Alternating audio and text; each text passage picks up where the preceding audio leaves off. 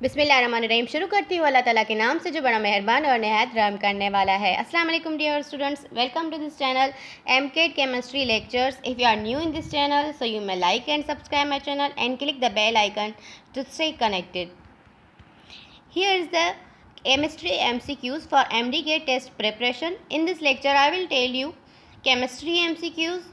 This is the short video and the first question is the gases H2, N2. H2 means hydrogen and nitrogen and oxygen and ammonia. Molecular mass जो इसका है hydrogen का आपको पता है कि molecular mass 1 होता है, लेकिन अगर 2 हाइड्रोजन है तो उनके मालिक्यूलर मास उनका क्या होगा, 2 उसका मालिक्यूलर मास होगा। और नाइट्रोजन का एक नाइट्रोजन का मालिक्यूलर मास 14 होता है।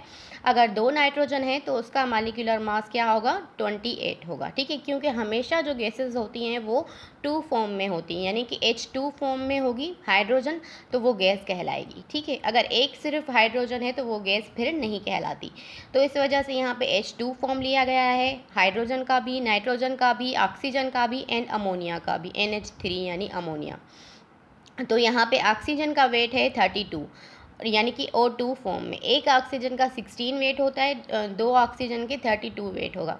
एंड एक नाइट्रोजन के 14 होते हैं, 14 और 3 हाइड्रोजन के वेट अगर हम प्लस करेंगे तो 17 वेट होगा। अमोनिया का 17 वेट है।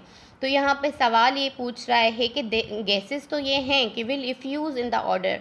अब वो पहले कौन सी इफ्यूज़ होगी, ठीक है, पहले जल्दी मतलब जो इफ्यूज़ होती है इन सब में से वो वही होती है जिसका जो एटॉमिक वेट होता है वो कम होता है, वो पहले इफ्यूज़ होगी। ठीक है, अब इफ्यूज़ और डिफ्यूज़न में ये फ़र्क है कि इफ्यूज़ जो है आपके छोटे से होल से अगर कोई गैस हो, जैसे कि टायर है, टायर में होल है तो वहाँ से अगर इफ्यूज़ हो रही है गैस तो वो क्या होगी, इफ्यूज़ होगी। ठीक है,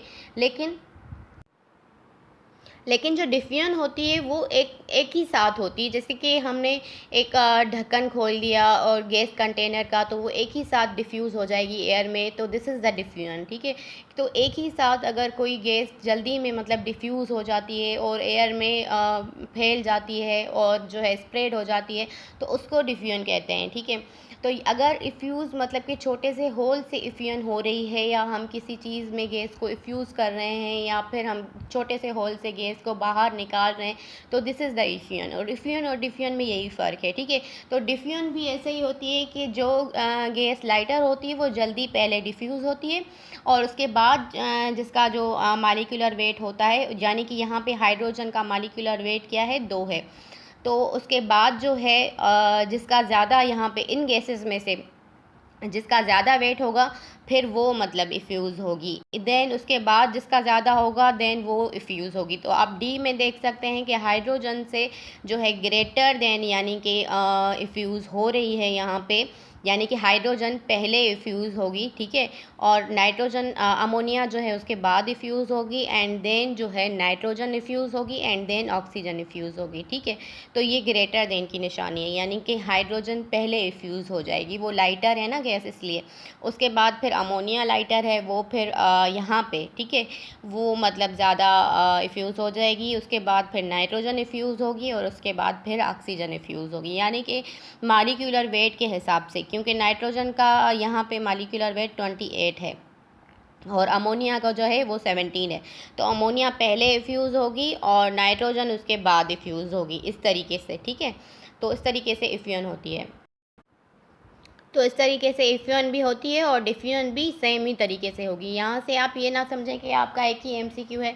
आप देख सकते हैं यहाँ पे डिफरेंट गैसेस हैं और डिफरेंट गैसेस के डिफरेंट मालिक्यूलर वेट हैं, तो आपको MCQ हर एक का मालिक्यूलर वेट भी आ सकता है। ठीक है, और इफ्यूजन प्रोसेस में भी आ सकता है कि कौन सी गैस ज़्यादा इफ्यूज़ होगी। ठीक है, तो इससे और भी MCQs निकलते हैं, जैसे CO2 है, CO2 का जो वेट होगा वो 44 है, वो हैवियर है, तो वो फिर क्या होगी, ज़्यादा मतलब इनसे कम, जाहिर सी बात है इफ्यूज़ होगी तो वो आएगा, वो ऑक्सीजन के बाद आएगा।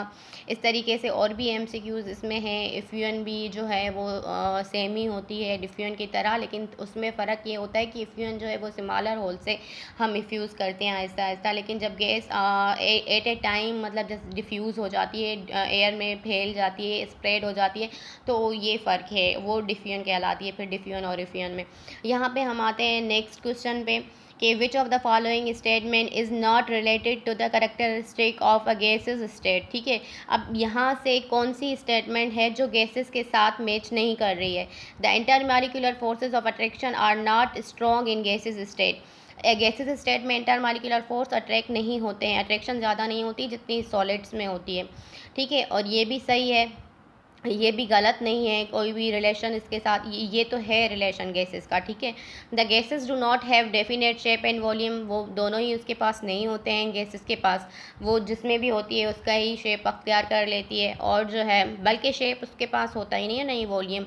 ये नहीं कह सकते हैं कि उसके पास वॉल्यूम नहीं होता, वॉल्यूम होता है लेकिन डेफिनेट वॉल्यूम नहीं होता है। ठीक है, क्योंकि यहाँ पे डेफिनेट लिखा हुआ है, definite shape and definite volume नहीं होता। ठीक है, तो आप ये नहीं कह सकते कि उसके पास वॉल्यूम नहीं है, वॉल्यूम है। ठीक है, लेकिन डेफिनेट वॉल्यूम नहीं है। So gases are the characterized by low density है उसके पास। ठीक है, तो ये भी आंसर नहीं होगा, डी आंसर होगा। The gases have low compressibility. ठीक है, यानी कि ये कह रहा है कि गैसेस जो है उसके पास जो है आपकी लो कंप्रेसिबिलिटी है, नहीं ना, गैसेस के पास तो ज़्यादा कंप्रेसिबिलिटी होती है, वो ज़्यादा कंप्रेस हो जाती हैं as compare to the solids or liquids. ठीक है, तो फिर ये जो है स्टेटमेंट इस क्वेश्चन के साथ रिलेटेड नहीं है। ठीक है, तो उसके पास तो ज़्यादा कंप्रेसिबिलिटी पावर होता है, तो इसलिए ये आपका आंसर होगा। ठीक है, और अगर आपको उसमें कुछ समझ ना आया हो, ये मैंने शॉर्ट वीडियो बनाई है ताकि जो स्टूडेंट्स को लॉन्ग वीडियो में ज़्यादा समझ नहीं आता उनको फिर शॉर्ट वीडियो में